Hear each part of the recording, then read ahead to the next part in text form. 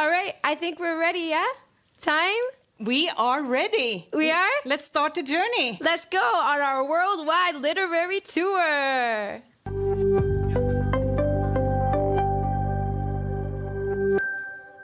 We are going to Fremantle, a busy port city in Western Australia, right next to the Indian Ocean, where Writing Western Australia will be hosting live. This is a special time to consider the opportunity of how many languages that exist, languages that have been erased, as well as the stories that are told and who is telling them.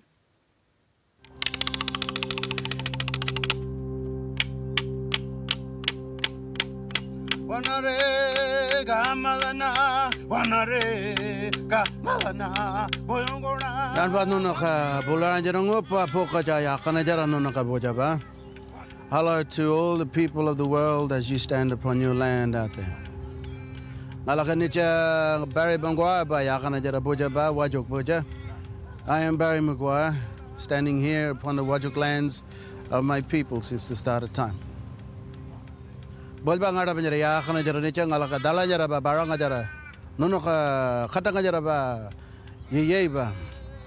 And as I stand here and through our language of old, I will bring you an understanding of the energy that exists here.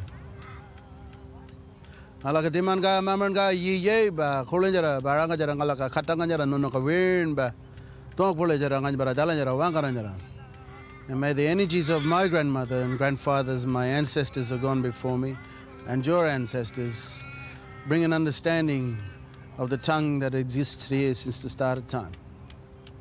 You see, for us as Aboriginal people, we are a book of our ancestors.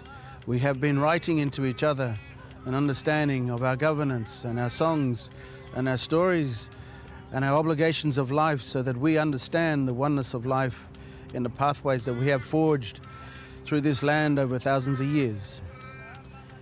And as a story of my father, he has told me that we are the books of him and our mother.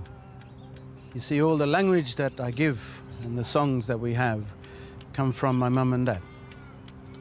And I stand as a living book here today for you to understand also that you and your children, you write into them. Another form of existence of writing, another form of human existence in the strength of life. And so, from us as an Aboriginal people of the Whadjuk lands here today within Perth, Western Australia, may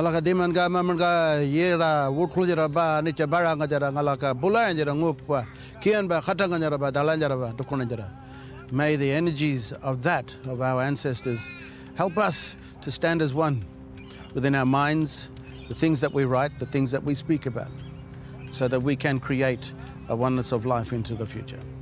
Welcome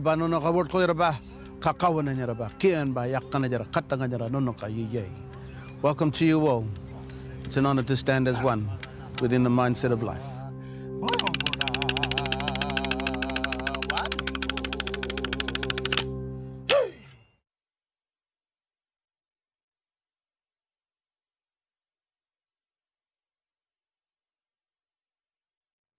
Our first stop, Western Australia, and we are saying hi to journalist and host Claire Nicholls. Claire, hello. Can we say hi to your audience? Hello from Perth. Is everyone going to say hi? Big cheer. Oh. We can hear them. Wonderful. Oh. Yay. Claire, the headline for this journey is Dust, and it's just so perfect that the book that you are talking about is actually called Dustfall. What kind of dust are you talking about? Not the magical fairy dust that you were talking about earlier. This is actually a story of a place here in Western Australia that was contaminated by a very dangerous asbestos dust. And Michelle Johnston here is going to tell you more about that and why it's a very creepy ghost town and an incredible setting for a book, but just an incredible chapter in Western Australia's history. Wow. So the story starts, as I understand, in a town that doesn't exist anymore, but you have actually visited. Can you talk to us about that? I have. My parents took me to Wittenoom when I was a kid, maybe a bit against their better judgment. And Michelle here with me as well has also been there. So we've both made the questionable choice to visit this place. But she's going to be able to talk about that experience, especially walking into an abandoned hospital. And Michelle's a doctor, and that was a pretty eerie experience that stayed with her a long time. And that's actually where her novel opens. Before you start your session, you know we have the Digging Up Dusty Words challenge. So we asked for a line. Can you give it to us? Okay, I pulled this also from my phone notes. When I was in Singapore, I wrote, "A taxi driver reading instructions with a magnifying glass." Ooh. A bit scary and wonderful. Yes. Okay, thank you. Then we leave the stage to you. Thank you so much. Oh, thanks so much, Mona and Britta. And I'm so pleased to be here on the Whadjuk lands of the Noongar people here in Western Australia. Before we start, of course, we want to pay our respects to elders past and present and thank Barry Maguire for that beautiful welcome to country. I am so pleased to have Michelle Johnston here with us. She is an author and a doctor, which sounds strange, but there's actually a few of them in history, so we might explore that a bit later. But can everyone make Michelle very welcome? Thank you very much. It's just an absolute delight to be here and to kick off this festival. Yeah, from Perth. This is so cool.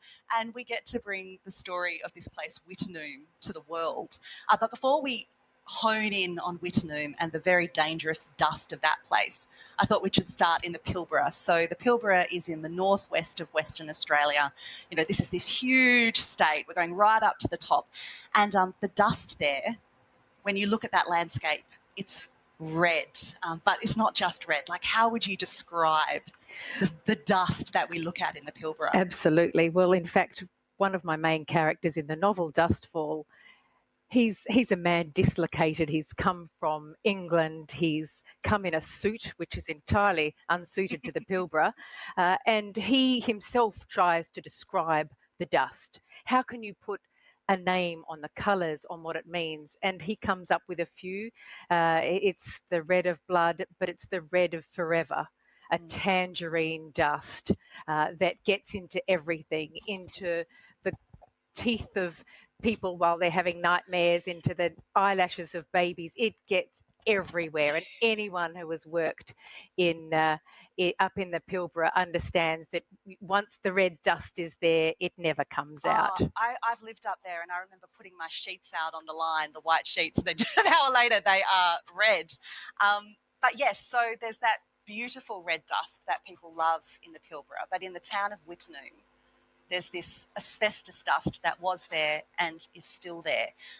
Wittenoom was this busy asbestos mining town in its heyday. What do you know about what it was like when it was at its peak? Well, when it was at its peak, it was supposed to be Australia's answer to Uluru, to Ayers Rock. It was supposed to open up the world to, well, West Australia to the world, and masses of money was poured into it.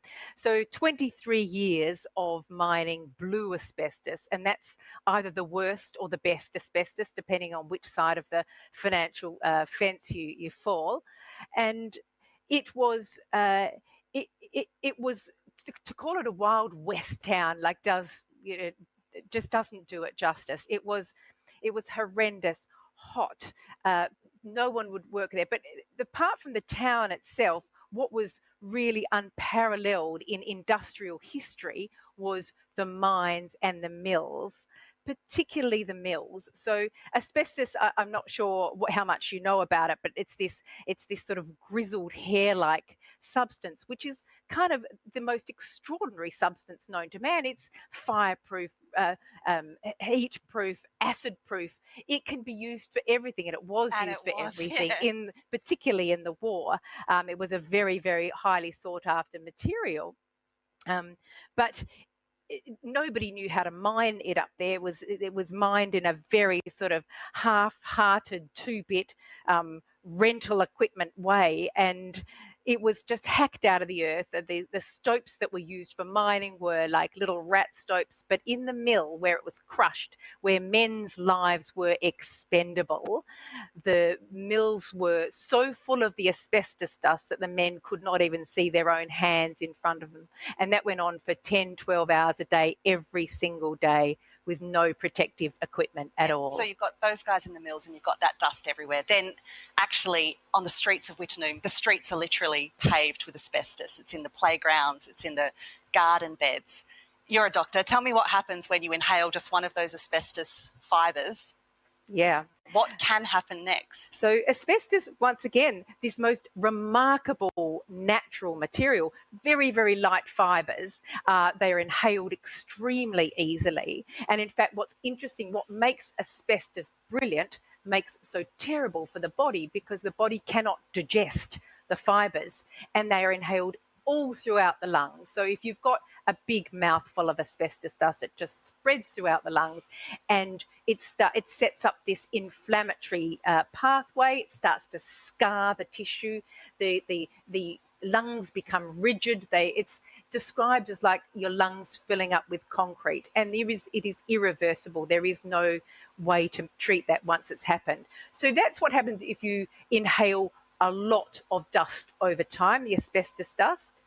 But what you're talking about is the single fibre theory, which, if you've ever come across that, is this really peculiar property of a single asbestos fibre causing one of the world's worst cancers, which is mesothelioma. Now, it probably only happens with blue asbestos, crocodilite, and we know that there's this strange single fibre theory because people who've just driven through Wittenoom or washed a single piece of contaminated clothing have succumbed 30 or 40 years down the track. It's very rare, though, and it's a little bit frightening and a little bit scary to think that might be the case when there's a lot of asbestos out in the community. But there's probably a genetic component in there as well. So there's asbestosis, which is the concrete lungs, and then there's mesothelioma, and that's the terrible legacy of Wittenoom, and it is still occurring today. We still get, Australia is one of the highest risks, highest incidences in the world, about 800 cases a year still being diagnosed of mesothelioma. Yeah, and it's just so scary because it is a waiting game. It sure 30 is. years later, it can still be appearing. At the time, this was the 60s when the mine was in its heyday. At the time, did people know how dangerous it was? I would love to say no, but absolutely they knew. And they being... I'm conflating the corporation and the government. They knew about the dangers of asbestosis way before the mines opened, and they knew about mesothelioma way before the mines closed. And those mines never closed because of safety concerns. They only closed because the mining was not profitable.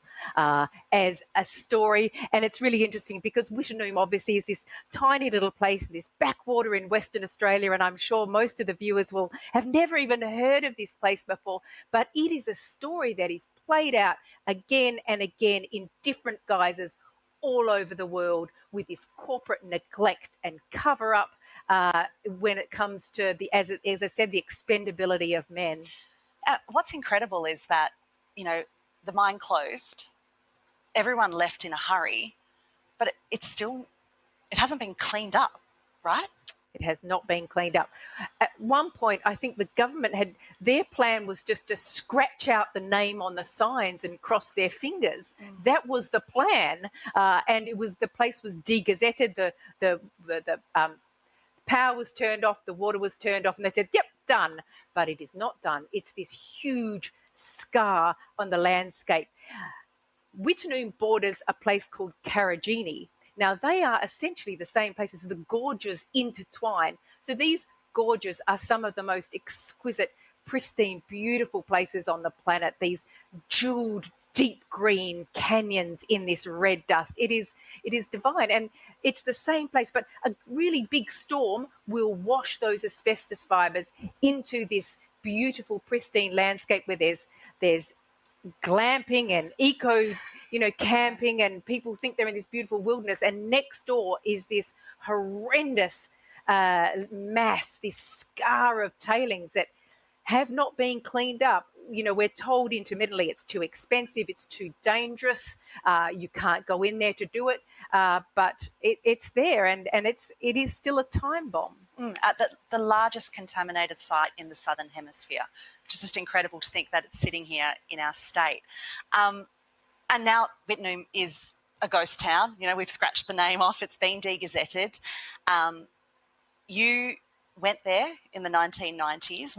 What does it look like? What does it feel like? Yeah, so, I guess like many novels, the end product of this book came in a very circuitous way.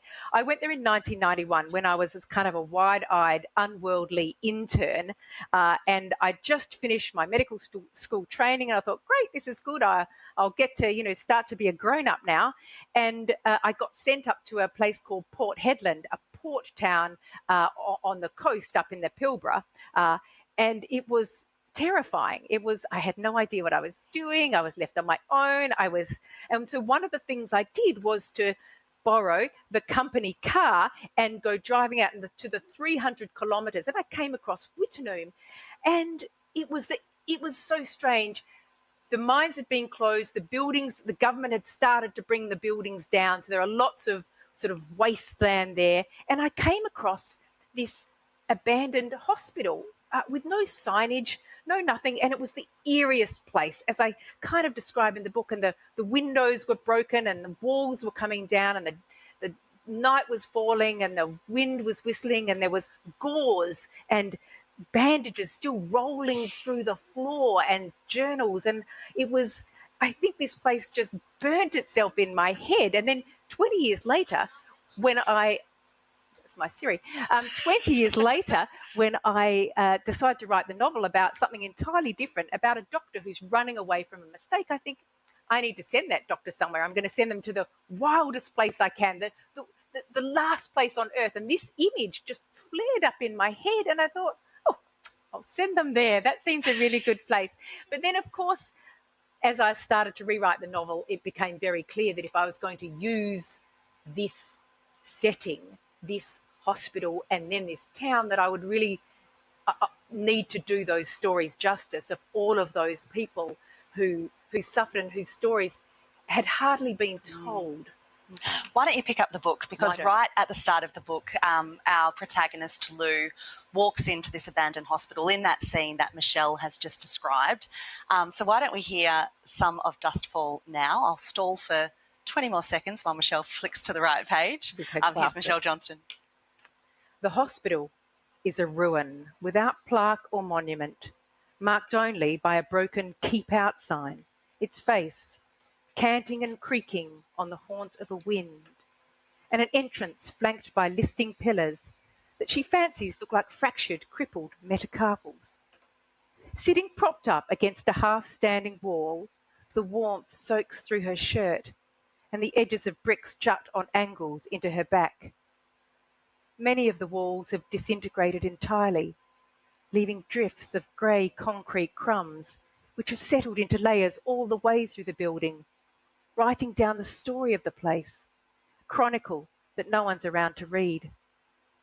It must have been a large room, this central one. In a corner is a steel contraption, all rusted cylinders and curved pipes. An anaesthetic machine, she guesses, now just a relic. Nothing like the modern ones she's been recently spinning the dials of, dispensing their lolly-like vapours of oblivion to the lucky ones under the mask. Lou hauls herself up, wiping her muddy hands on her pants, and walks towards it. She rubs the front of her wrist over one of the canisters. An asinine gesture, she thinks, as if a genie might appear and extinguish this whole episode on the wave of command.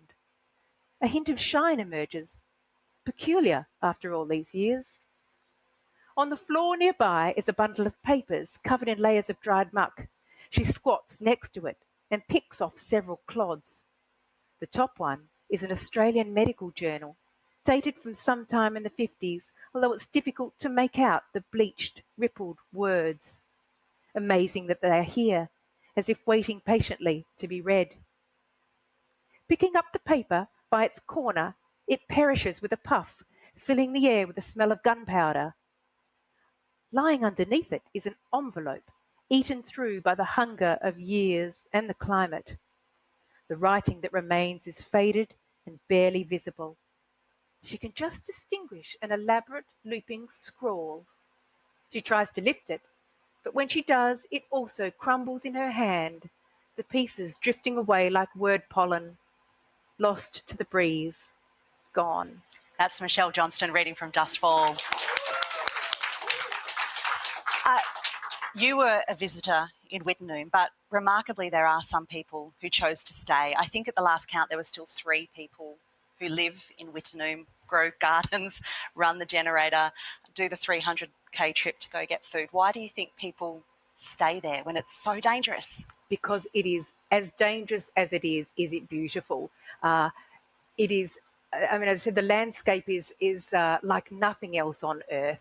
The magnificent blue forever skies and the escarpments and the exquisite beauty and silence and solitude. I mean, yes, they're not necessarily your normal people, but you can understand the attraction of being out somewhere. In the same way we all crave that sort of solitude and freedom, and it's the ultimate freedom for these people. So you can understand it, and it's once again, these people have lived their whole lives and they have not succumbed to any illness at this point. So it's a fascinating disease and condition. Yeah, I think at the ABC every year or so we do another story on Wittenoom, and I've certainly called the people who live there, if you can get through, and you say, why are you there? I don't want to talk to anyone. I don't even talk to the other 2 people in town. I just want to be as far away as possible. And of course, in Michelle's book, there is a character, Dave, who Lou meets, who's one of the guys who lives in town. But Michelle, you by day, and probably by night too, an emergency room doctor. Yeah. I'm sure there is no ordinary day, but what does an ordinary day look like for you? Yes, you're absolutely right. There are no ordinary days. And at the moment, in this current situation, ordinary just does not even in our lexicon. Because, of course, interestingly, here in Western Australia, you may have heard that we're always late for everything. And now finally, the pandemic is coming to us for the first time. Omicron is knocking on our doors and rattling our windows. So, in fact, tomorrow I'll be there fully PPE'd running the respiratory zone. And what's been amazing about the COVID era is this constant reinvention of ourselves certainly in critical care, in respiratory, in emergency medicine, in ICU. It's been an incredible time, of course, to be in medicine. It's watching science evolve in real time and trying to be adaptable to keep doing the best we can under very difficult circumstances. But it is, it's the hospital that I work in is a inner city trauma centre. I was reading a tweet today where someone described it as being just a methy, stabby, just home, just a palace of drugs and violence. And that's very true. It is. It's often like any other inner city emergency department. And, it's... Could I say I enjoy it? I could never say I enjoy it, but it's a very, very challenging, rewarding, amazing job to be able to interact with other humans at their most vulnerable, just become part of others, this shared reality. And people are very... It's a privilege to be led into other people's lives when they are really at their lowest point. And let me tell you, it can be very low. Yeah, I mean, this is an incredibly high-stakes environment, incredibly tense. I imagine the adrenaline, goes up and down. But I wondered how that changes because you've been doing this a really long time. Does it ever become a monotonous, just another day at work? Do the highs and lows shift over time? It's a really good question, and I know it still scares me. It still scares me that I will not be able to deal with something that comes in despite 30 years as a doctor and taking it very seriously. And I educate and I teach and I try and keep up to date. But it's the sort of environment where you have to make very rapid decisions on very little information. And in retrospect, sometimes those decisions don't always turn out to be the best one.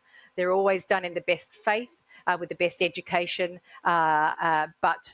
and I guess that's where we can now sort of segue back to the book, because one of the seminal themes of Dustfall is medical error. And sometimes as a writer, you don't always know what your book's going to be about until it's actually on the shelf and somebody else has read it.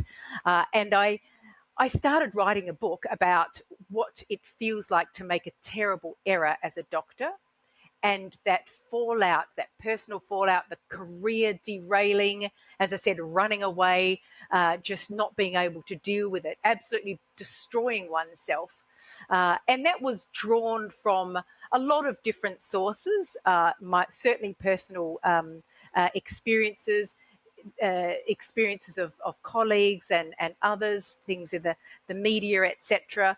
And I really wanted to get so deep into that. But when the story of Wittenoom came to it as well, because as I said, that somehow she ended up in Wittenoom, that researching that parallel story became clear that the story was in fact about the juxtaposition of what happens when an individual makes a mistake versus when a corporation makes a mistake, and how they deal with loss of life and that human suffering, death, disease that is they are directly responsible for. And it was just so fascinating, because the more I researched about what happened in Wittenoom, and the angrier I got, it was such a powerful question to ask. How do we feel responsible for others' lives? And what is what is the value of a human life? And certainly, the vast majority of doctors, if they cause a bad outcome, a death or a disabling, many doctors will never come back from it. They're not always necessarily well supported. There's a lot of lip service about support that they get, but on the flip side, there's pressures in executives and administration to have someone to blame that's not necessarily the system, because systems are very difficult to fix, whereas an individual can be easily a scapegoat for an error. Yeah, so in your novel, Dustfall, we have our protagonist, Lou, a doctor who we know is running from some sort of terrible mistake. We also have a story set in the 60s in Wittenoom with the new doctor in town also running away from a terrible mistake. How important is it for doctors like Raymond and Lou and yourself to be able to forgive yourself? And how hard is it to actually do that? Yes, it is very, very difficult. We ourselves as doctors and other clinicians hold ourselves to an incredibly high standard. And as the public, that's exactly what you want. You want your doctors, your clinicians, the people caring for you, to have godlike responsibility. People put their faith into us, and it's so those standards are there for a very good reason. And when we fall short of those standards, the sort of most doctors are not necessarily of the most I wouldn't say personality disordered, but there's the personality traits in there which lend themselves to not being very forgiving of themselves, perhaps even others. So I think that it's very important to learn those things. And I think as time has gone on, medicine is getting slowly better at recognizing the humanity of the people who are practicing medicine, all of the clinicians, but it's a very slow process, and there will still be many casualties along the way. I mean, it's in the medical profession. That's not done. There was a very high-profile case a few years ago in the UK where a young paediatric registrar was made an error through a series, the whole Swiss cheese of issues going on, and she was utterly not only just thrown under a bus, but and not only just charged, but convicted of manslaughter, when in fact her individual errors were were almost none compared to the system problems that had gone on beforehand. So that was only a few years ago. And we say we learn from it, but I think we've still got a long way to go. Yeah, I do think about this. I come from a medical family and, you know, in my job, if I make a mistake tonight, I'm going to embarrass myself in front of friends in Norway. But, you know, I mean, you know, you guys have life and death in your hands, which is just, you know, just an incredible challenge. What's the link? How do you get from being a doctor to being a writer? Some days I think that they should never be put in the same room. I think, you know, we want our doctors, as we've mentioned, to be ordered in their mind and responsible and upright. And we want completely the opposite from our writers. We want them to be wild and to be mining the depths and to throw things out and be crazy and be open. So sometimes I find it very difficult to have these two people in my brain. But of course, then I'm in emergency medicine, and we've talked about before, it's this rich tapestry, this culture, this crucible of humanity, of people at their most vulnerable and needy, and stories. My Lord, the stories that you hear are incredible, and that forms a very a rich stew of ingredients to draw from. I'm very particular, though, that I would never use or tell a patient's story. Patient's stories, I feel very strongly, are their own and they belong to the patients. So often I just end up telling stories about myself, and they're not always very flattering. That's right, we won't tell. No. Yeah, so it is, look, it's both terrible and wonderful to try and smush the two lives together.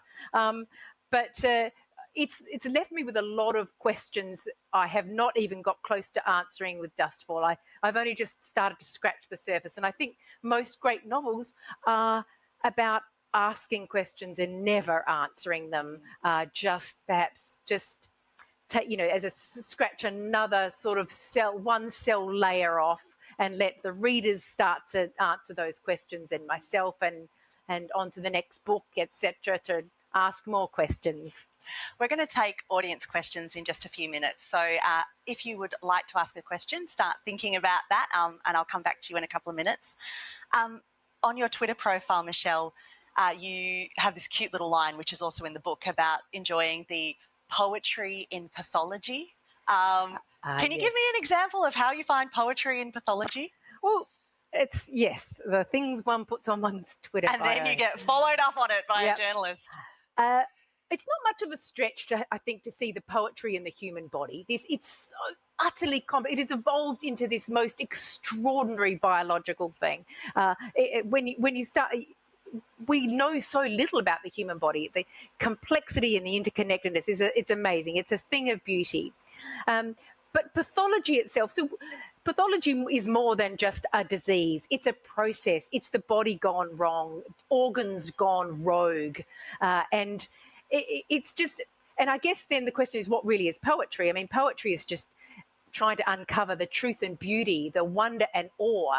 And I think that's what I mean by it. Just the sights, the sounds, the smells, the what it looks like, understanding things in metaphor, when, you know, the words run out, trying to find and to communicate that to others. And I think partly it's to share the joy, the wonder of what our bodies are and what they do when they go wrong. So, I mean, even the example of what happens with, you know, the lungs in asbestosis, and just imagining those sort of yellowing pleural plaques and what's then happening on a cellular level, and the macrophages which are trying to desperately, valiantly to digest these fibres, and membranes changing. I just think it's a really poetic thing. Strange, I know. I will pay that. With that, do we have a question from anybody in the audience? Yep, I'm here. And then we'll go to this one here. Hi. A lot of people write to make sense of things, to explore things, to sort of pull apart really complex issues. How has your writing impacted your day job? Does writing as an outlet make you a better doctor? I would like to say yes. I think the right answer would be yes, it definitely does, but I'm not actually sure it does. I find myself it's sort of almost desperate to write, but not finding the time, not finding the space in my head, and having to resort to that really doctorly mode, and almost grieving the fact that I can't speak to my patients in sort of strange poetic ways, or I can't write that in the notes. I've tried that and you get in trouble. So there's no question, though, and you know, if you've read the book, there is some catharsis that is certainly going on, but it's a little bit removed from that daily life. I just, you know, I'm just in constant sort of turmoil. We'll leave it at that. That's a very honest answer. Thank you. I think we had another question at the front here.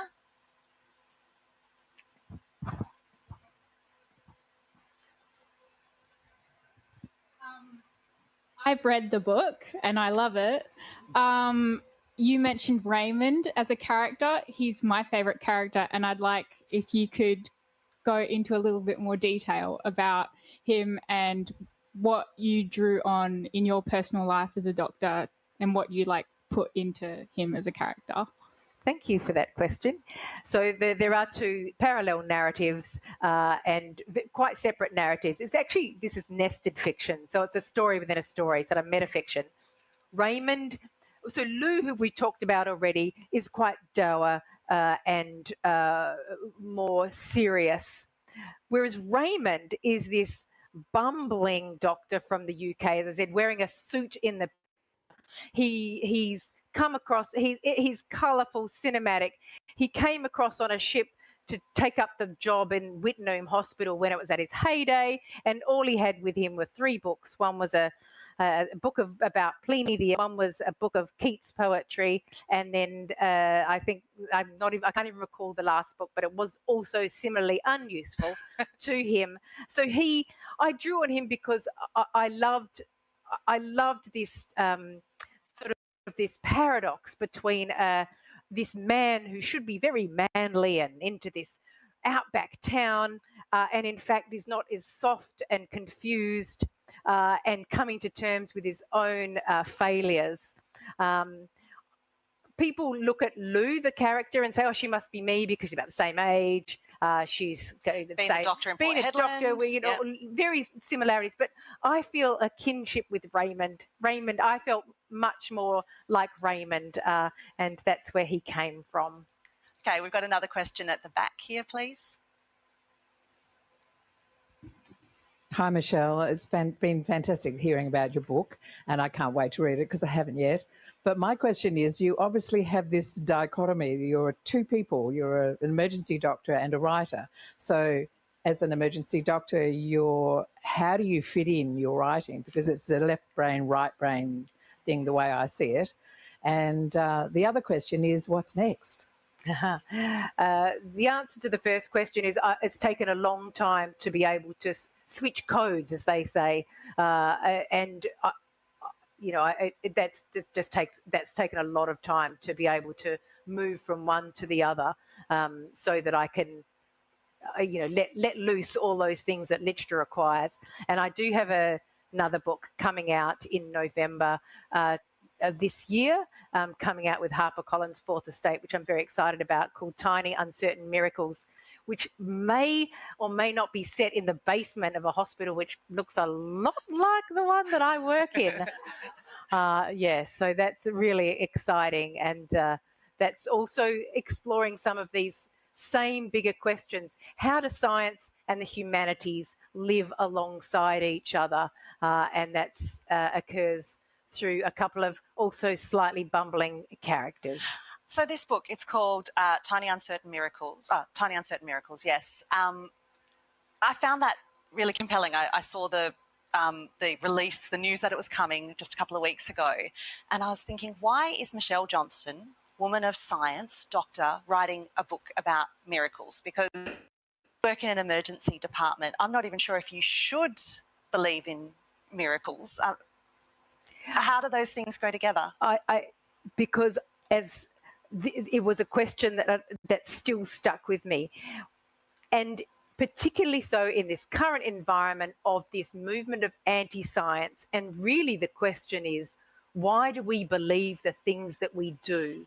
And the book really is between a bumbling, once again, chaplain, a hospital chaplain, who kind of believes in science, and the scientist who's really trying to persuade the chaplain that there are miracles afoot, and allowing those two characters to try and answer that question. What makes us believe, and can we believe in miracles in this day and age? Do you? I believe in miraculous happenings. Do I believe in miracles? This could come down to semantics. I will leave this. You must read the book to find out. I mean, yeah, I'm thinking about you in your day-to-day work. It's a miracle. Yes, yes. Look, there are extraordinary things that happen that are inexplicable. Absolutely. I have no doubt about that. Where they come from and their meaning, I think, that's a lifetime of exploration to answer that question. There was a really great question from the audience about switching between the right brain and the left brain, to do both these things. I'm more interested in the actual logistics, like where on earth do you find the time to then get home from a long shift in an emergency ward and, I might just go write a book now? I would just say general pig-headedness is probably, it was vital for me to write, and the only way was just that slow slog. I would find time where I could. I work shift work, so sometimes it would be night, morning, other times, weird places, bathrooms. It happens. I'm, pig-headedness. Let's leave it at that. And there's a library at the hospital you yes, work at. there So is. tell me about that place It and is what haunted. you did there. It's haunted? Yes. Okay, well, Yes. we've got, 4 minutes left. Well, it's the story. We like to say that because it's very old and creaky, and it's got these staircases down to this basement, which makes an appearance in Tiny Uncertain Miracles, because how can you not write about a basement library with creaky stone steps? So I'm guessing this is like a medical reference library? Yes, a medical reference library, but it's very old and nothing's in the right place, and it's great. It's great. It's a great place. You were saying, you have to write. Yeah. I mean, this is a compulsion, and how long has it been with you? Look, I think like most writers, I was just a desperate, avid reader for a long time, and that just informed. I think to me, I've always seen the books as gifts to me, and it was something that I would love to be able to give that gift, pay that gift on by writing the sort of book that I love to read. I always had written poetry very badly, and just had dabbled, but it was really only about 12 years ago that I started to take it seriously and started to submit. And to start to go through that process. And that's harder when you're older, because you have to go back to being terrible. It's really hard to be terrible again, but at the top of my field, and Dr. Johnston, and now all of a sudden I'm getting the rejections, I'm getting the feedback, I'm being told not good enough.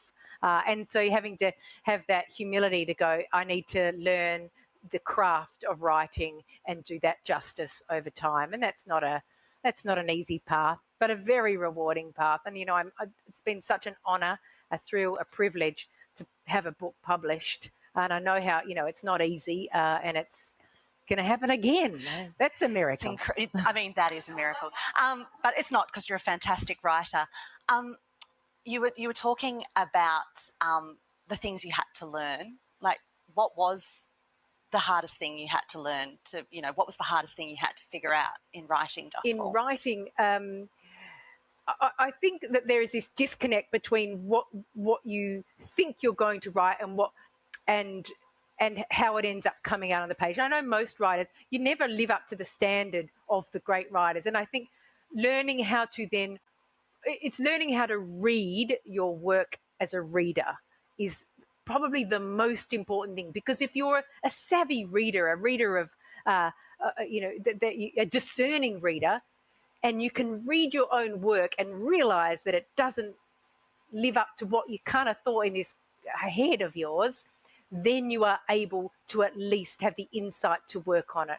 So reading your own work is probably the most important thing that I learnt to do, and then to go back and to rework. Well, the book is an absolute pleasure to read. It's called Dustfall. It's by Michelle Johnston. I'd really highly recommend it for a story about an incredible place in Western Australia and some really compelling characters. Can everyone put their hands together for Michelle Johnston? And that's it from us in Perth, kicking off Literature Live. Back to Mona and Britta.